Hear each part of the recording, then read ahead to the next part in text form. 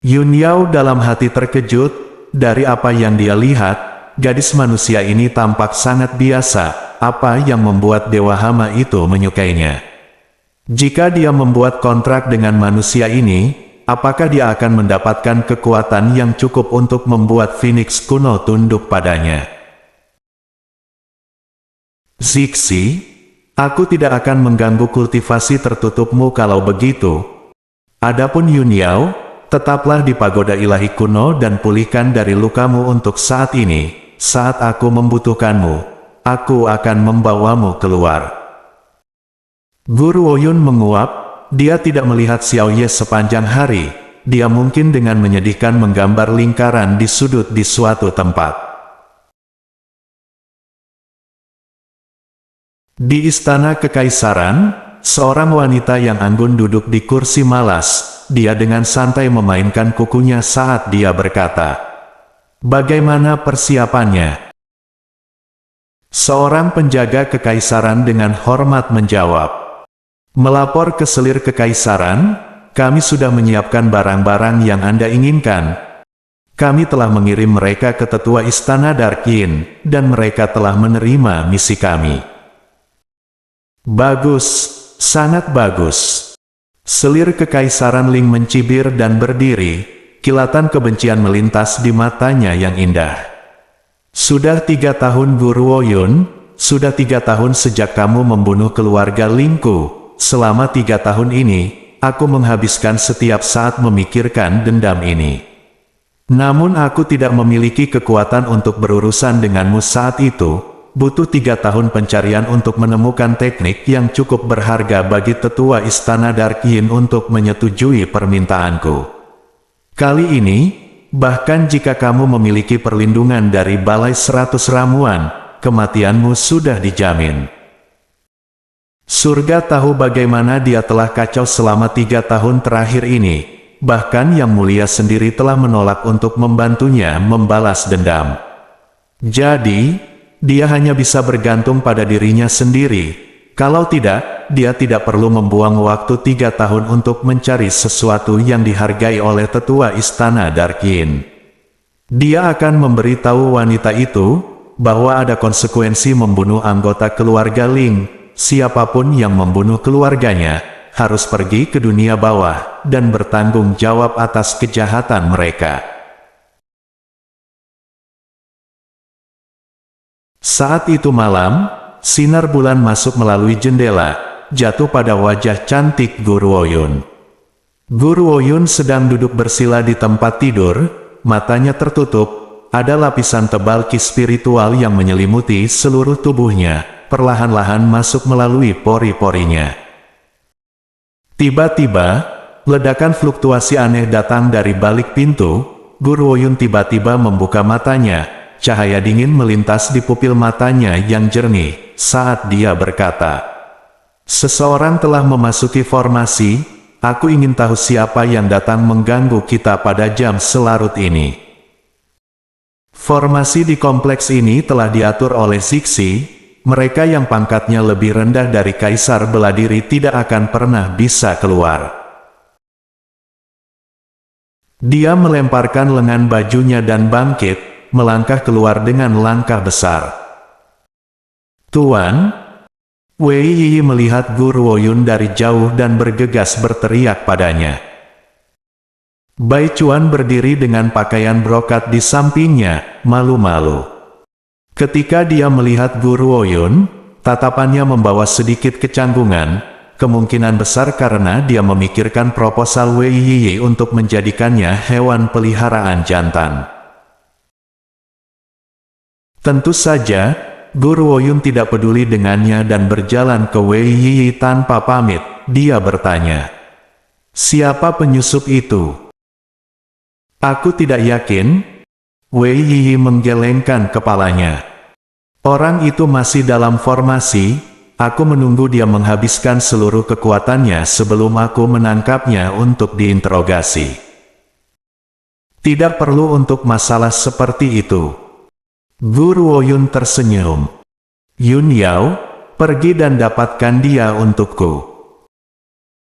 Sebuah cahaya menyala, dan dalam sekejap mata, seorang wanita anggun mengenakan pakaian kuning krisan muncul di hadapan orang-orang dari sekte iblis. Rambut hitamnya jatuh seperti air terjun, setiap gerakannya sangat anggun dan mulia, dia persis seperti wanita muda yang dibesarkan dengan baik. Namun, setelah melihat apa yang terjadi selanjutnya, ekspresi semua orang berubah.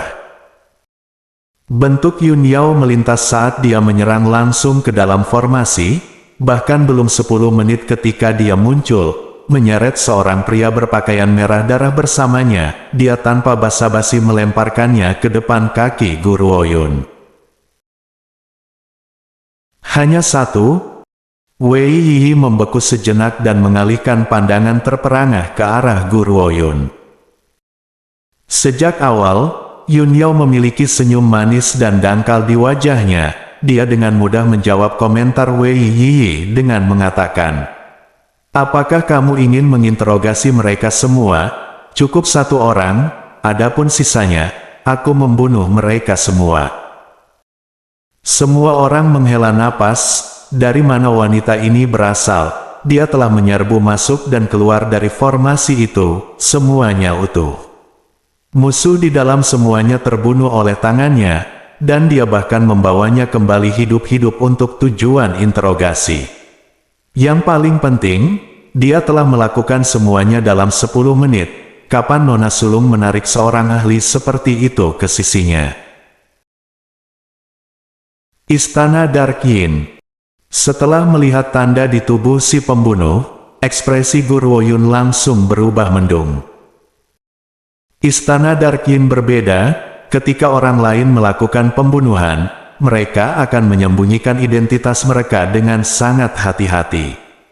Namun, para pembunuh Istana Dark Yin tidak melakukannya, justru sebaliknya, mereka akan mengenakan seragam yang ditandai dengan lambang organisasi mereka. Dan di atas itu, mereka bahkan akan mengirim pernyataan sebelum pembunuhan, memastikan target tahu dengan pasti bahwa perbuatan itu akan dilakukan oleh Istana Dark Yin mereka. Sebenarnya, kemungkinan besar orang-orang ini tidak datang ke sini untuk membunuhnya, mereka hanya datang untuk menyampaikan deklarasi, mereka tidak menyangka akan masuk ke formasi dan akhirnya mati.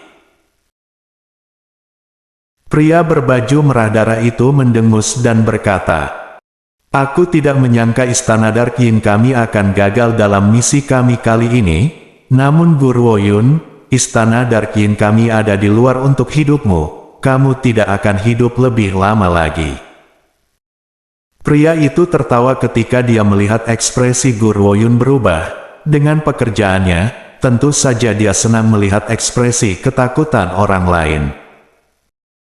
Namun dia tidak tahu, bahwa bukan karena takut, ekspresi Guru Ouyun telah berubah karena pelaku kejahatan Zuo Shangchen.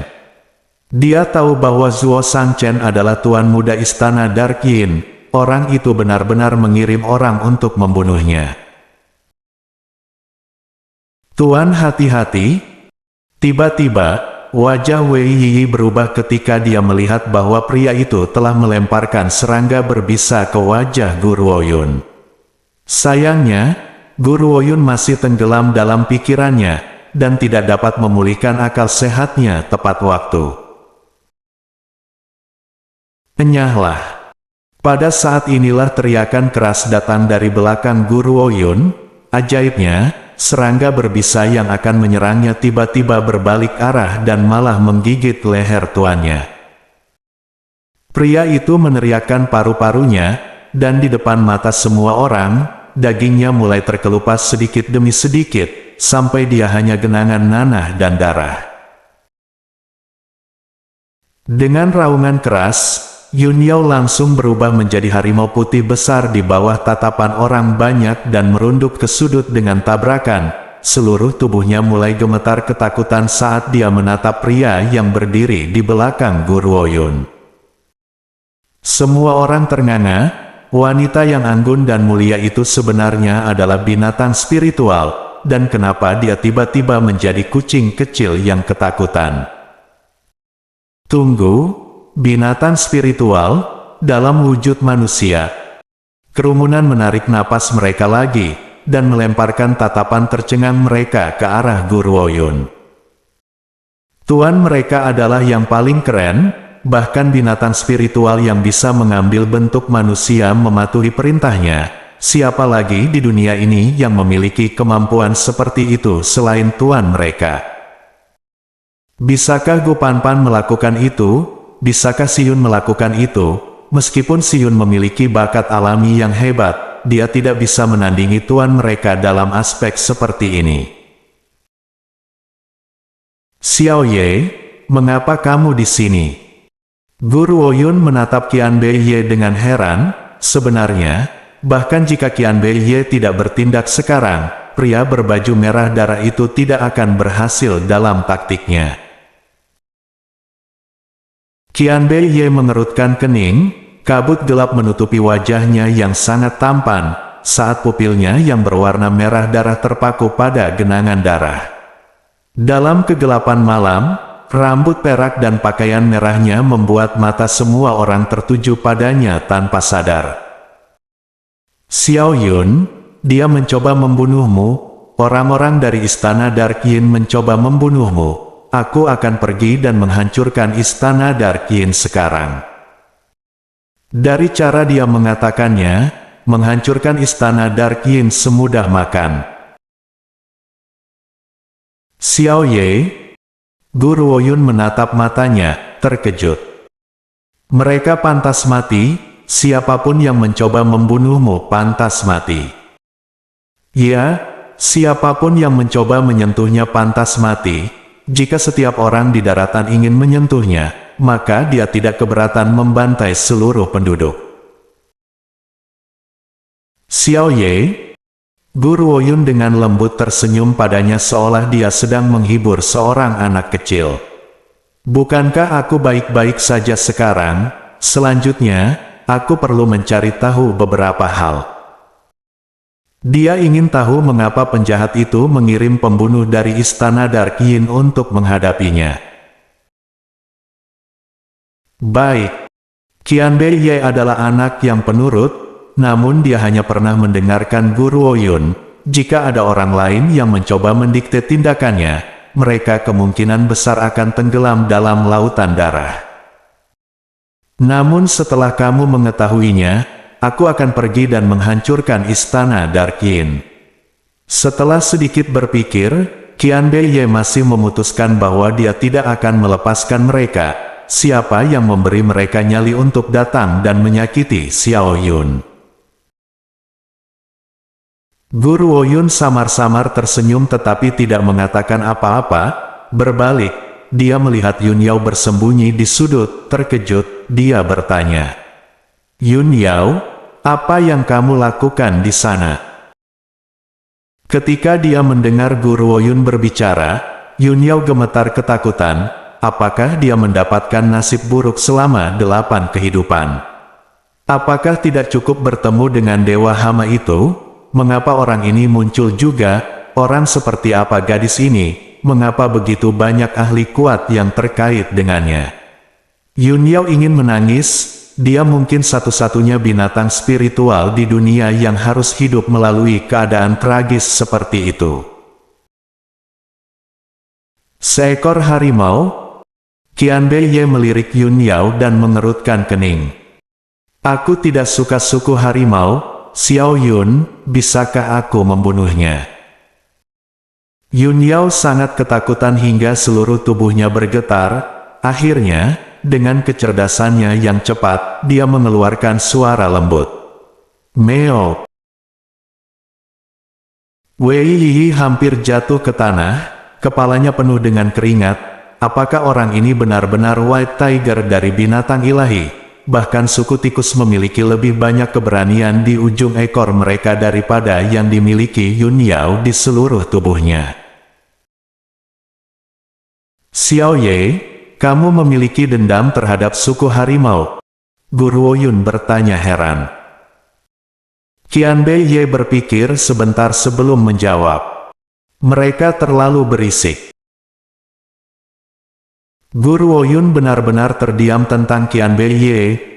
Dia berbalik untuk melihat Wei Yi dan berkata, "Wei Yi, kita akan pergi ke Wisma. Zuo Sanchen itu mungkin belum pergi.